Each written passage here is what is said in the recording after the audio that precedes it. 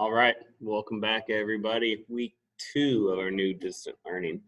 Um, we'll see how today goes and how this week goes. So, just like to say, we finally had some sports this weekend a little bit.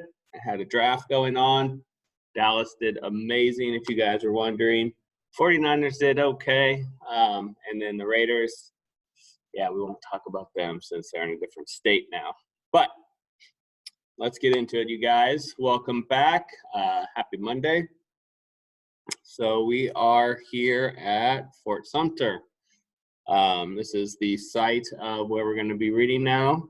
The site of a federal fort in Charleston, South Carolina. And yeah, our story is going to take place here. So I am going to share the screen with you today because I have some more pictures that kind of get tied into what it is we're going to read. So I have some comments from some of you that said you kind of like this style, you like having some interactive pictures to look at, and you also like having me read. Some of you said if I didn't read and just went over the answers, you would not read and you would just insert the answers. I think I'll continue with some of the reading portion. And again, I'll see what I can do to kind of change things up a little bit, make it a little bit more interesting and that kind of stuff going forward. But we'll just get going on Monday kind of with our routine, looking at the Civil War. All right, so we are on page 159 and 160 of our RSG. And I do encourage you guys to read the textbook as well. I'm not going to read the textbook on here. You guys can do that on your own, but the textbook is definitely going to give you guys more information, more details. So we have plenty of time right now, and I do ask that you guys do be reading 30 minutes at least each day. I would love if you could read a lot more. With the limited amount of school we're getting right now, reading is really going to benefit all of you guys, not just learning things that you read, but just the process of reading, and read out loud sometimes too. There is a big change when you read out loud from when you read silently in your head, and you should be doing both, okay? So let's look at page 159, 160, chapter 16, section 1, war erupts. So it says, before you read, in the last chapter, you read about how the nation broke apart over the divisive issue of slavery. In this section, you'll learn about the early years of the Civil War, okay? So let's look at our terms and names, you guys. We have Fort Sumter. That's a federal court in the harbor of Charleston, South Carolina. That's what you see right here behind me. It's a little cold out here, but the sun is shining. I can feel the salt water, though, hitting my back. So I don't know how long I'll be able to last out here, but we'll see. We are going to be exposed to Robert E. Lee, Confederate military leader. I have a picture of Robert E. Lee as well. One of the great military minds our country's ever had. Then we're going to look at border states. These were slave states that border the North. So they're a state that allows slavery, and they border another state that does not allow slavery. Those were called border states.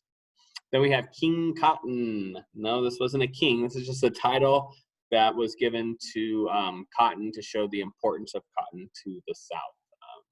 That was really, what really kept the South going, and what the South was trying to keep was their cotton production, because that's how they made most of their money. We sent a lot of cotton to Europe as an export, and we got a lot of money out of it, and the South was trying to keep that going because that was their main way of supporting their states.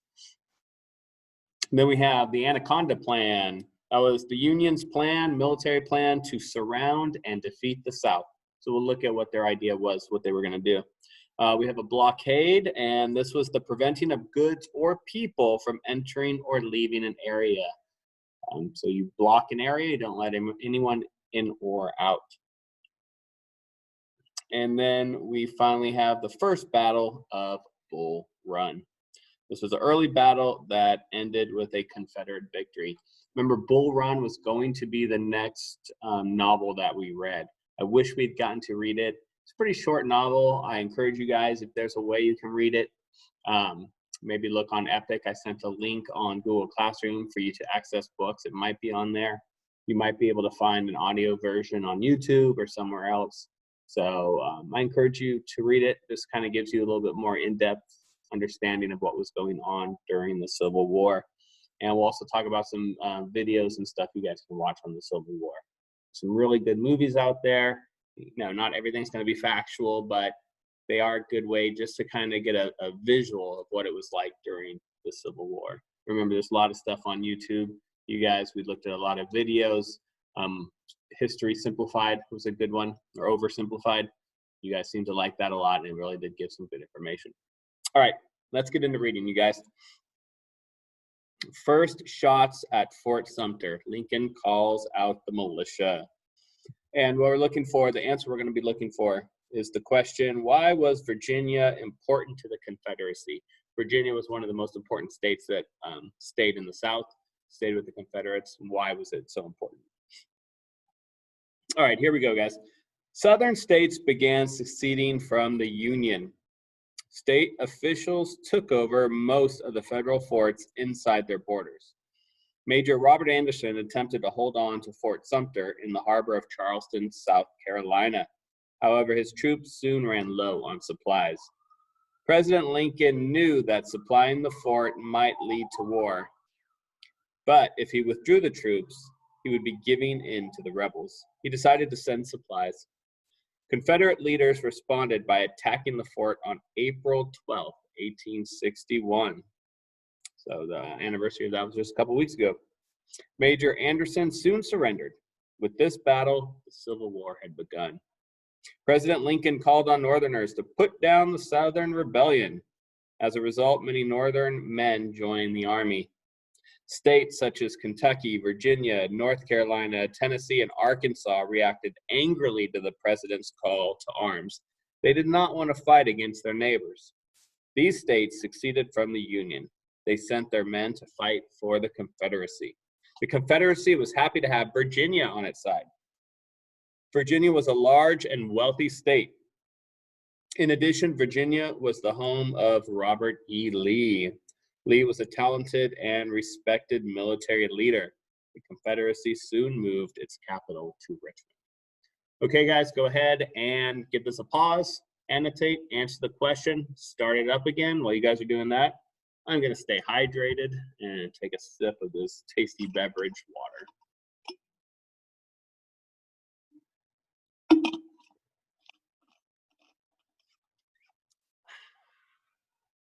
All right. So what answer did we get? Why was Virginia important to the Confederacy? Arjun. Fantastic, buddy. Good job. It was a wealthy state with many citizens, and it was home to Robert E. Lee. Very good. And you guys, go ahead and annotate. Woo, it's disappearing on you guys. Let me see if I can fix that. Okay, for some reason, it is not liking. There we go. So we got our annotations right there. Sorry for disappearing on you guys. All right, next one we're looking for, the question. What were the South's greatest war advantages? Choosing sides, strengths and weaknesses. Delaware, Maryland, Kentucky, and Missouri were known as border states. These were slave states that bordered the North. Because of their resources and location, these states could tip the scales toward one side in the war. Keeping Maryland in the Union was especially important to the North. If Maryland seceded, then Washington, D.C. would be cut off from the Union. Pro-Union leaders gained control of the Maryland legislature. As a result, the state stayed in the Union. Kentucky, Missouri, and Delaware also stayed in the Union. In the end, 24 states made up the Union, 11 states joined the Confederacy. The Union appeared to have a significant war advantage in both manpower and resources. The North had more than twice as many citizens as the South, and in addition, more than 80% of the nation's factories were located in the North. The North also had President Lincoln, a very able leader. The Confederacy had some advantages too. It began the war with able generals, so their generals, were good, and including Robert E. Lee. In addition, Southern soldiers were ready to fight hard to defend their homes and families. All right, so go ahead, annotate, and answer the question. Give you a moment to do that.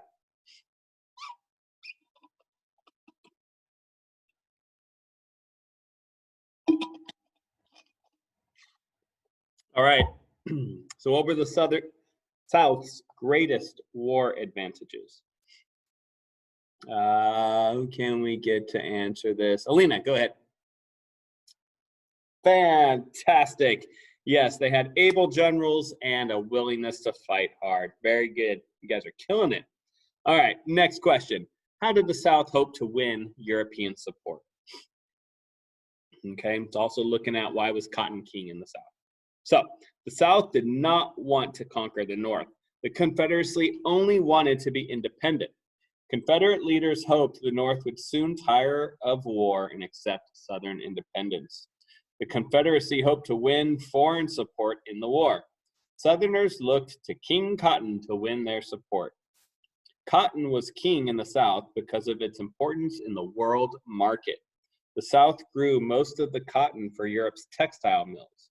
When war broke out, Southern planters withheld the cotton from the market. They hoped that this would force France and Britain to aid the Confederate cause. However, these nations had a surplus of cotton. As a result, Europe did not get involved in the war. So it was a good idea, but I guess they didn't know ahead of time that Europe had a surplus. They had plenty of cotton. So yeah, they didn't get involved. So how did the South hope to win the European support? Go ahead and answer that and annotate. All right, who can give us the answer? Who haven't we called on in a while? Josh, go ahead. That's right, great job. By withholding cotton from the European market, but it did not help, you're right. All right, let's continue on, you guys. The Union strategy. What were the key elements in the Anaconda Plan? So the North's goal was to bring the Southern states back into the Union. To do this, the North developed an offensive strategy known as the Anaconda Plan. Under this plan, the North would squeeze the Southern economy like a giant anaconda snake smothering its prey. The plan called for a naval blockade of the southern coastline. In a blockade, armed forces prevent transportation of goods or people into or out of an area. The plan also called for the Union to gain control of the Mississippi River. This would have split the Confederacy in two. So let's go ahead and answer what were the key elements of the Anaconda Plan. Go ahead and do that now.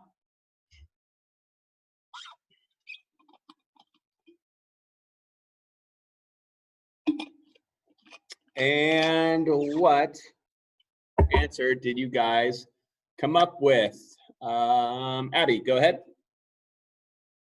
Fantastic. Yes, blocking the southern coastline, and splitting the Confederacy in two by getting control of the Mississippi River. Fantastic. All right, you guys. Perfect. Bull Run, last one. Battle of Bull Run. In the summer of 1861, Lincoln ordered an invasion of Virginia. His goal was to conquer Richmond. After marching into Virginia, Northern troops clashed with Southern soldiers near a river called Bull Run. In the North, this battle became known as the First Battle of Bull Run. The Confederates won the battle. The rebel victory thrilled the South, and it shocked the North. The North realized it had underestimated its opponent. As a result, President Lincoln began preparing for a long war. Okay, go ahead. How did each side react after the Battle of Bull Run? Go ahead and pause it. Answer the question real quick.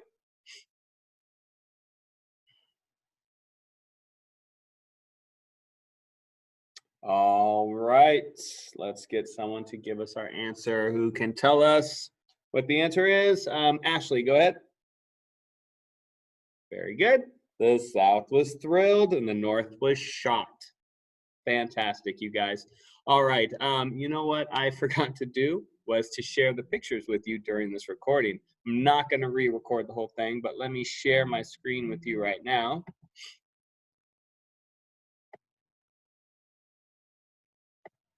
All right, so here we have Fort Sumter. We have the actual photograph of it now, and you guys can see it here. We also have some pictures, drawings of the battle. So we have different cannons. We have two different views. One of the cannons on the shoreline, and then the cannonballs being shot into the fort. Okay. All right, now here's a picture of Robert E. Lee. Great military mind, general. All right, here we have an advertisement, King Cotton, and here's an old photograph of plantation workers, slaves working in a cotton field. Now, if you notice, it's the same picture on both sides, so it just got imposed kind of twice, but you can see in there out in the field picking cotton. All right, if we continue down, we have a picture of Abraham Lincoln. We just saw one the last time without his beard. This one is with his beard and his hat. We have some other generals. I wanted to include different pictures so you could see kind of the uniforms they wore.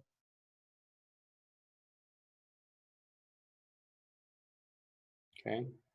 And finally, these are two pictures of artists, what they thought the Battle of Bull Run would look like. You can see just, smoke everywhere from muskets, cannons, horses, people lying on the ground, people fighting, people everywhere. It was just a chaotic time. Yeah. So thank you guys. You did a great job today. Happy Monday. Keep up the good work. Make sure you are still working on your diaries. Make sure you are still reading for half an hour. Again, I encourage you guys to do more exploration of the Civil War. There's a lot of resources online. Look up different websites, read some interesting facts, maybe check out some documentaries, some other Civil War shows.